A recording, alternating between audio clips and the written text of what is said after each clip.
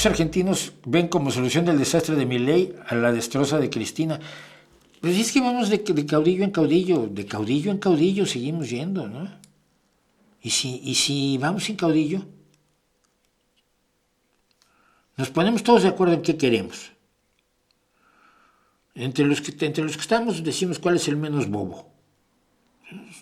Pues es Pepe. Ya, es muy feo. Ya, pues es el menos bobo. Vale. Vamos a poner a Pepe de candidato. Pero mira, Pepe, tus obligaciones son estas. Tú te responsabilizas ante todos nosotros, que somos el partido, de llevar a cabo el programa que hemos acordado en el partido, no el que tú te inventaste una noche en tu casa o con tus amiguetes, que es como se hacen los programas políticos en buena parte del mundo, desgraciadamente. No en otros, como en Estados Unidos, decía yo, por ejemplo, ¿por qué Kamala Harris puede asumir perfectamente el programa de Biden? Porque el programa de Biden no lo diseñó Biden, lo hizo el Comité Nacional Democrático, es decir, el partido. Bueno, pues esto es lo que va a hacer el programa de gobierno y tú te comprometes a seguirlo y si no, te vamos a machacar en el partido. Porque tienes que responder al partido y le tienes que responder a la ciudadanía. Yo creo que sería mejor